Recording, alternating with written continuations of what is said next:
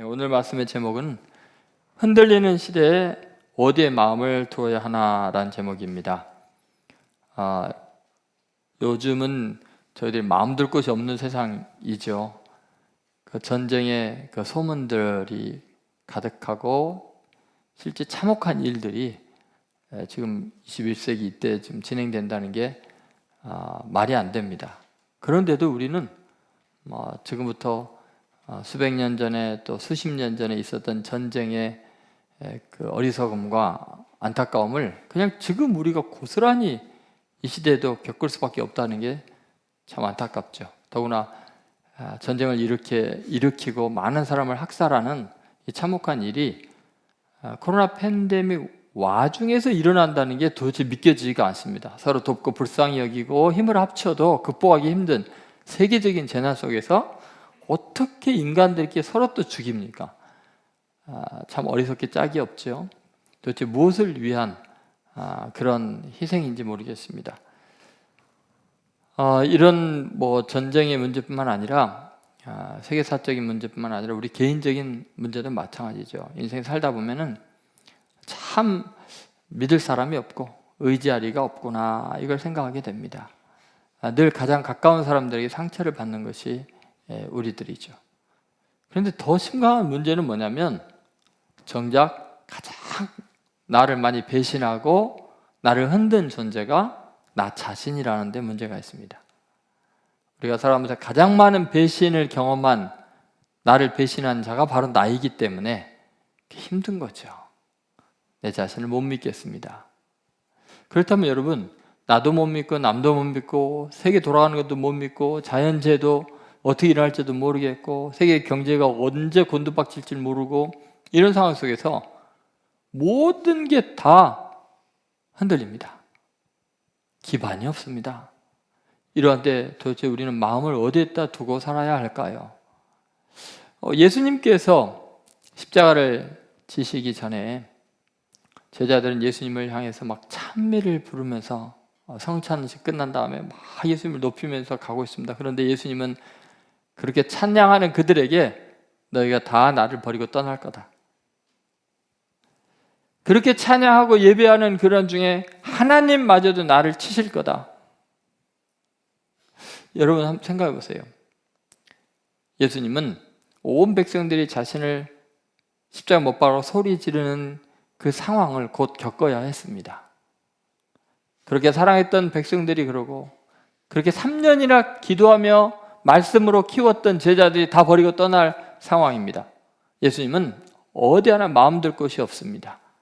그런데 놀랍게 예수님은 흔들리지도 않았고 자신의 갈 길을 정확하게 가고 계셨습니다. 조금도 낙심하지도 않았습니다. 여러분, 우리가 예수님보다는 낫잖아요? 도대체 어떻게 예수님은 이렇게 흔들리지 않는 삶을 살았을까요? 우리보다 훨씬 열악한 상황에서 말이죠. 그 비밀을 오늘 함께 나누면서 이 흔들리는 시대 여러분의 마음을 어떻게 추스려야 될지 말씀을 통해 나누도록 하겠습니다. 첫 번째는 말씀의 확신입니다. 말씀만이 실제적인 현실이다. 이걸 꼭 기억하라는 거죠. 자, 30절과 31절 말씀을 보시죠. 30절과 31절 같이 있습니다. 이에 그들이 찬미하고 감람산으로 나아가니라. 그때 예수께서 제자들에게 이르시되 오늘 밤에 너희가 다 나를 버리리라. 기록된 바 내가 목자를 치리니 양의 떼가 흩어지리라 하였느니라. 여러분, 지금 예수님께서 오늘 밤에 너희가 다 나를 버리리라 라고 말씀하셨잖아요. 오늘 밤에 너희가 나를 버리라. 근데 이렇게 말하는 제자들이 이렇게 말하는 그 순간 제자들은 뭐 하고 있었죠? 보니까 그때라고 31절에 말하니까 그때가 뭐예요? 바로 30절에 나와 있는 그런 때예요. 뭐 하고 있었죠? 제자들이 예수님을 찬미하고 하나님을 예배하고 은혜가 충만한 때 예수님은 너희가 다 나를 버릴 거다 라고 이야기하십니다. 여러분, 이 말씀을 한번 잘 생각해 보십시오. 자, 예수님은 지금 모든 제자들이 은혜가 충만하고 주님을 높이고 찬양하고 예배하는 그 순간에 모든 것을 그들에게 걸지 않았습니다. 오히려 그들이 나를 버릴 거라고 이야기했습니다. 아니, 어떻게 이럴 수가 있죠? 예수님은 지금 현실 인식이 안 되는 겁니까? 상황 파악이 안 되시는 겁니까? 예수님은 지금 현실에 대한 인식을 어디에 근거에 두고 있냐는 거예요. 사람들의 반응에 두지 않고 놀랍게도 기록된 바라는 성경의 말씀에 두고 있어요. 32절 1절 뒷부분을 보시면 뭐라고 나왔어요? 다 나를 버리리라. 그 다음 뭐예요? 기록된 바. 기록된 바.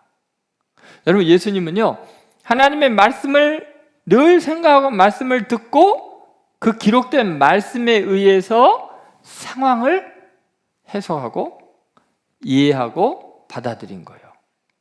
지금 수많은 제자들이 예수님을 찬미하고 있고 경건한 예배를 드리고 있고 은혜가 충만한데 기록된 말씀에 따라서 너희들이 나를 버릴 거다, 하나님이 나를 치실 거다, 그러면 양떼가 흐트러질 거라고 성경이 말하고 있지 않냐, 그렇게 이야기하는 거죠. 여러분, 지금 예수님은 사람들의 반응 또는 찬미보다도 성경이 뭐라고 기록되어 있는가에 관심을 집중하고 있고 그것을 현실로 받아들인 거예요. 여러분, 이게 얼마나 중요한지 모릅니다. 우리들은요, 성경이 기록된 명확한 말씀보다도 매일 내가 접하는 사람들의 행동과 말과 대우에 따라서 희비가 엇갈려 있잖아요. 그렇죠? 근데 예수님은 사람들이 칭찬한다고 흥분하거나 거기에 동조해서 교만하지 않으셨고, 사람들이 자기를 버리고 떠난다고 낙심하거나 좌절하지 않았어요. 왜요? 결국은 하나님의 말씀대로 되는 거지 니네들이 어떻게 하느냐에 따라서 내 인생이 달라지는 게 아니다라는 거죠. 여러분, 인간의 본성과 운명에 대한 이 성경의 장엄한 선언 앞에서 우리는 결국 아멘 할 수밖에 없습니다. 여러분, 내가 좋아하는 반응을 기대하면서 인간을 바라보면 반드시 실망합니다. 하나님께서 나에게 뭐라고 말씀하셨느냐가 더 현실적이라는 거죠. 그래서 예수님은 사람들의 칭송이나 찬양의 그 순간에 그들의 상태와 그들이 나를 어떻게 대하는가로 내 운명을 규정하지 않았어요. 너무나 많은 사람들이요, 사람들의 칭찬에 그냥 히히닥거리고 사람들의 한두 마디 조롱에 잠도 못 자고 소화도 안 되고 괴로워하고, 도대체 무엇 때문에 사는 겁니까? 하나님의 말씀에 근거한 삶을 살지 못하고 있다는 거죠. 여러분, 우리 인생에 확실한 것은 하나님의 말씀밖에 없습니다. 여러분, 끊임없이 지금 성경이 반복돼요. 이 마태복음 21장에 보면 예수님이 예루살렘 입성할 때 수많은 사람들이 호산나 다윗의 자손이여 찬송하리라도 하면서 예수님을 높이고 그랬잖아요.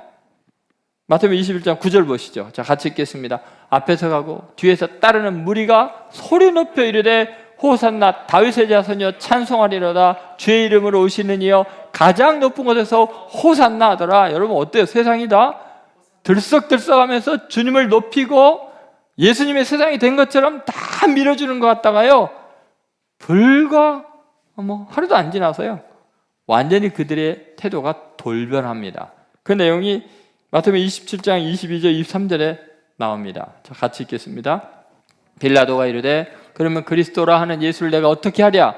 그들이 다 이르되 십자가에 못 박혀야 하겠나이다. 빌라도가 이르되 어찌미냐? 무슨 악한 일을 하였느냐? 그들이 더욱 소리질러 이르되 십자가에 못 박혀야 하겠나이다 하는지라. 조금 전까지 호산나 다윗의 자손이여 외쳤던 그들이 더욱 소리질러서 십자가에 못 박혀야 하겠나이다. 여러분, 이렇게 반응이 달라져요. 그런데 사람의 반응에 내 인생을 걸면 되겠어요?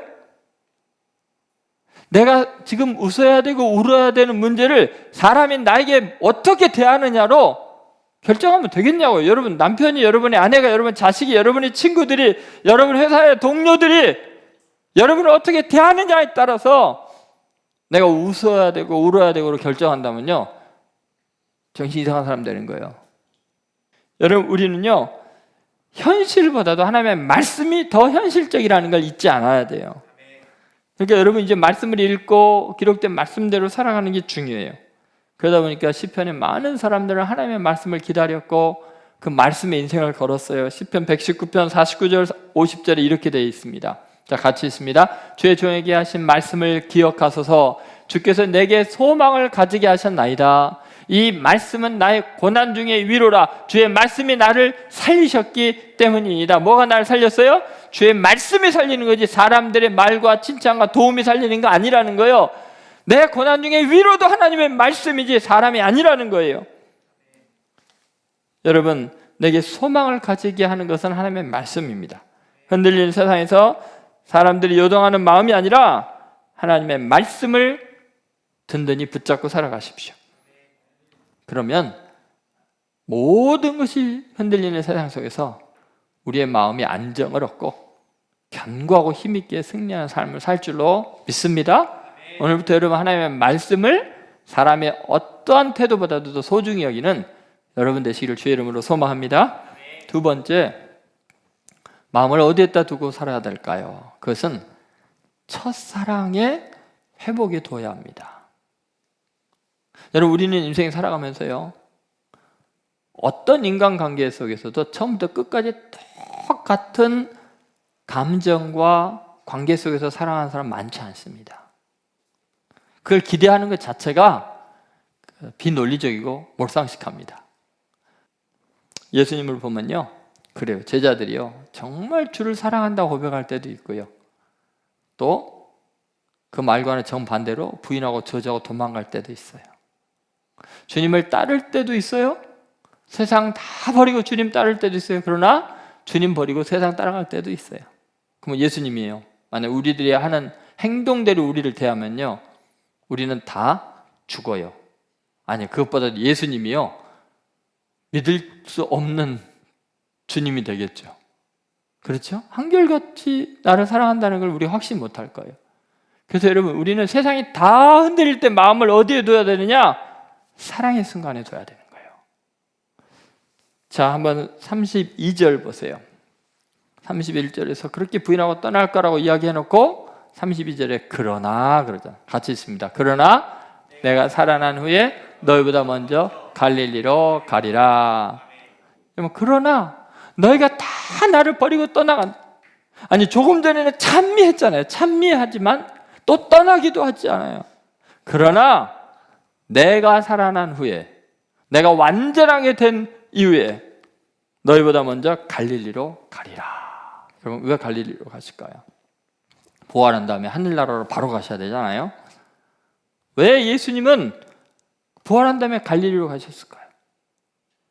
지금 제자들이 주님을 찬미했다가 또 주님을 버리고 떠날 거에다가 또 하나님께 버림을 당하시고 죽임을 당하시고 부활하신 다음에 왜 갈릴리로 가실까요? 바로 그것이 처음 제자들을 만나고 제자들이 자기를 따르고 사랑했던 그 첫사랑의 자리이거든요.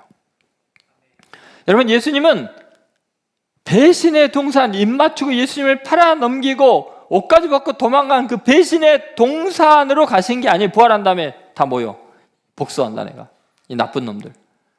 배신의 동산에 머물지 않고 사랑의 바닷가, 추억의 장소로 가시는 거예요. 여러분, 주님은 지금 다시 출발하기를 원하시는 거예요. 제자들이 그동안 부인했던 것도 있고 저주했던 것도 떠나온 것도 있고 찬미한 것도 있지만 주님이 처음 그들을 불렀을 때 그 순수함, 주님, 내가 죄인으로서다. 나를 떠나소서. 아니야, 내가 너희로 사람 낚는 어부가 되게 하리라 했던 그곳이죠. 여러분, 주님은 제자들의 배신을 알고 있었고 배신할 걸 말씀하시지만 동시에 그들이 회복할 자리에서 기다리겠다고, 너희들을 그곳에서 추억하겠다고 말씀하시는 거죠. 여러분, 예수님은 그 베드로가 그렇게 실수하고 절망해서 이제 주님의 제자 되는 거 포기하고 그냥 물고기나 잡으러 가야겠다. 부활한 주님 만나고 나니까 자기가 막 맹세했던 거, 그게 얼마나 부끄러웠겠어요. 그리고 다른 제자보다 자기가 대단한 것 같이 했는데 제일 먼저 부인하고 저주하고 도망갔으니 얼마나 창피하겠어요. 부활한 주님 만나고 나니까 너무 거룩하신 분이었어요. 자기는 이런 분의 제자 되는 건 불가능하다. 나는 물고기나 잡으러 가야겠다. 절망은 전염성이 있죠. 옆에 있는 친구들 6명이 나도. 사람 낳는 어부 그만두고 물고기나 낚으러 디베랴 바닷가, 그 갈릴리 바다로 갔어요. 요한복음 21장 4절부터 6절에 보면은 주님이 거기까지 찾아가시죠. 같이 읽겠습니다. 날이 새어갈 때 예수께서 바닷가에 서셨으나 제자들이 예수신 줄 알지 못하는지라. 예수께서 이르시되 얘들아 너에게 고기가 있느냐? 대답하되 없나이다. 이르시되 그물을 배 오른편에 던지라. 그리하면 잡으리라 하시니 이에 던졌더니 물고기가 많아 그물을 들 수 없더라. 아멘. 여러분, 예수님이 바닷가에 서셨는데 왜 예수인 줄 몰랐을까요? 예수님이 분명히 내가 갈릴리 가서 먼저 기다리겠다고 하셨잖아요.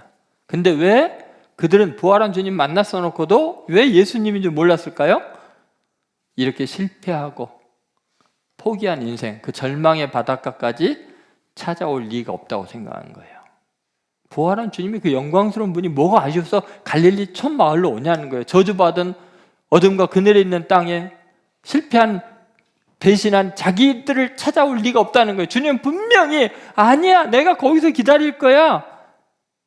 그 첫사랑의 그 순수함이 추억이 있는 그곳에서 다시 시작하자 그러셨는데도 불구하고 못 믿은 거예요. 그러니까 예수님이 찾아가셔서 참 그때하고 똑같은 이적을 행하신 거죠. 그때는 깊은 데 가서 그물을 던져라. 이번에 배 오른편에 던지라 했더니 그물이 들 수 없을 만큼 많이 잡혔던 거야. 너 기억나지? 너 원래 실패자 할 때 빈털털이었대. 내가 너 구원했잖아. 너가 잘나서 훌륭해서 너 택한 게 아니었잖아. 다시 시작하자. 예수님은 진짜 그들을 사랑하는 걸 보여주기 위해서 조반까지 준비하셨습니다. 같이 식사하자 그러면 끝난 겁니다. 다 용서하고 회복한 겁니다. 12절 보시죠. 같이 읽겠습니다. 예수께서 이르시되 와서 조반을 먹으라 하시니 제자들이 주님이신 줄 아는 거로 당신이 누구냐 감히 묻는 자가 없더라. 그리고 주님은 그 조반을 준비하는 그것이 바로 베드로의 상처와 그의 그 저주하는 그 모든 실패를 만회하는 장소로 마련해 놨습니다. 모닥불을 펴놓고 물고기와 떡을 준비하시고, 그리고 이렇게 모닥불을 쬐면서 물어보시죠. 그 앞에 있는 말들은 생략한 걸 이렇게 제가 추가할 수 있을 것 같아요. 야 베드로, 너 저 모닥불 보면 뭐 생각나는 거 없냐? 너 그 여종 앞에서 이 모닥불 쬐면서 나 부인하고 3번이나 저주했지 않냐? 자, 똑같은 현장이야. 다시 만회해 볼래? 저주가 아니라 사랑을 고백할 수 있겠니? 너가 나를 사랑하느냐? 3번이나 물으셨죠. 그리고 완전히 그 모든 실패를 회복으로 바꿔주셨어요. 요한복음 21장 17절에 하신 말씀이죠. 같이 읽습니다. 3번째 이르시되 요한의 아들 시몬아 내가 나를 사랑하느냐 하시니 주께서 3번째 내가 나를 사랑하느냐 하심으로 베드로가 근심하여 이르되 주님 모든 것을 아시오매 내가 주님을 사랑하는 줄을 주님께서 아시나이다. 예수께서 이르시되 내 양을 먹이라. 그래서 우리는 우리의 마음을 어디에다 둬야 되냐면 주님의 사랑에 둬야 되는 거예요. 내 반응에 내 마음을 둬서는 안 돼요. 내 자신감에다 내 마음을 둬서는 안 돼요. 주님은 내가 어쨌든 나를 아시고 있는 모습 그대로 사랑하시고 나의 좋은 면만 보시기 때문에 우리는 마음을 둘 수 있는 거예요. 그래서 로마서 8장에 끊을 수 없는 사랑을 이야기하잖아요. 그래서 예수 안에 있는 하나님 아버지의 사랑에서 끊을 자가 없으리라. 세상에 그 어떤 것도요. 그러면 여러분 이 세상 살아가면서 주님 앞에 했던 첫 사랑을 주님이 영원히 기억하고 있다는 것을 믿으시고 그 주님의 사랑에 마음을 두는 성도들 되시기를 주의 이름으로 축원드립니다. 3번째는 사명예로의 질주입니다. 예수님은요 참 신기합니다. 제자들이 찬미하건 온 백성이 호산나를 외치건 십자가의 길, 하나님 아버지가 맡긴 그 길을 묵묵히 가십니다. 제자들이 배신하고 부인하건 자기가 위에서 십자가 지는 그 무리들이 자기를 십자가 못 박으라 하던 에이 기분 나빠 안 하십니다. 우리들의 찬양 속에서도 영광 가운데서도 십자가를 포기하지 않으시고 우리들의 배신과 악함 속에서도 우리를 위한 십자가를 포기하지 않았습니다. 주님은 사명의 길로 질주하고 계신 거예요. 추워도 흔들림이 없습니다. 여러분, 사람들의 반응과 상관없이 흔들림 없는 확고함으로 여러분의 길을 가시기 바랍니다. 그게 인간의 힘으로 되는 게 아니죠. 오죽했으면 예수님마저도요, 이 말씀을 하신 다음에 제자들을 따로 데리고 가셔서 겟세마네 동산으로 가십니다. 내가 내 갈 길을 가야 되는데, 내가 육신을 입고 있는데 이 사명을 감당하는 것이 너무너무나 중요하니까 너희도 나와 함께 깨어 있으라 하시고 땀방울이 핏방울처럼 흐르도록 간절히 기도하셨습니다. 그 내용이 마태복음 26장 오늘 본문 이어서 36절 38절까지입니다. 자, 같이 봉독하겠습니다. 이에 예수께서 제자들과 함께 겟세마네라는 곳에 이르러 제자들에게 이르시되 내가 저기 가서 기도할 동안에 너희는 여기에 앉아 있으라 하시고 베드로와 세베대의 두 아들을 데리고 가실세 고민하고 슬퍼하사 이에 말씀하시되 내 마음이 매우 고민하여 죽게 되었으니 너희는 여기에 머물러 나와 함께 깨어 있으라 하시고, 여러분 이 말씀을 잘 보시면 주님이 그렇게 명확한 십자가의 길을 가시기로 해놓고도 그 전능하신 분이 깨어서 기도하는 그 길을 묵묵히 가신 거예요. 그리고 당신 자신뿐만 아니라 다른 제자들에게도 그 기도가 얼마나 함께 기도해 주는 것이 얼마나 중요한지 이렇게 이야기합니다. 41절입니다. 마태복음 20절 41절 같이 있습니다. 시험에 들지 않게 깨어 기도하라. 마음에는 원이로되 육신이 약하도다 하시고. 여러분 시험에 들지 않게 자꾸 곁길로 빠지게 하는 그런 일들에 빠지지 않도록 어떻게 해요? 깨어 기도하라. 마음이 원한들 육신이 따라가겠냐? 기도 아니면 이 육신을 통제할 수가 없다. 함께 기도하자. 여러분 세상 모든 것이 흔들리는 이때 우리가 흔들리지 않을 수 있는 길이 뭐가 있겠습니까? 끊임없이 하나님께 기도하는 사람만 흔들리지 않을 수 있습니다. 이제 여러분 마음을 어디에다 두겠습니까?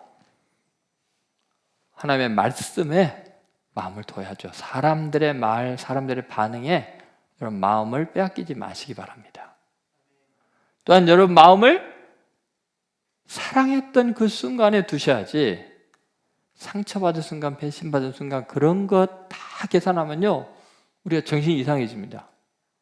그냥 예수님처럼 사랑했던 그 순간만 생각하시고 나머지는 잊어버리세요. 그리고 사람들이 나를 어떻게 대하느냐가 중요한 게 아니라 내가 나의 달려갈 길을 가고 있는가, 예수께 받은 사명을 지금 감당하고 있는가가 중요한 거예요.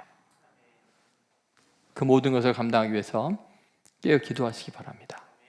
이제 고난주간 특별 온가족 기도회가 월요일부터 금요일까지 이제 진행이 됩니다.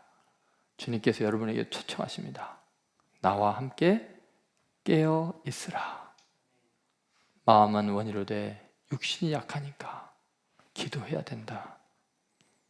여러분 꼭 이 기도회를 통해서 우리가 예수님을 죽일 수밖에 없는 심각한 그 죄의 독소들을 빼내시고 오직 주님께 영광을 돌리는, 주님을 기쁘시게 하는 귀한 성도들로 거듭나는 시간 되기를 주의 이름으로 축원드립니다.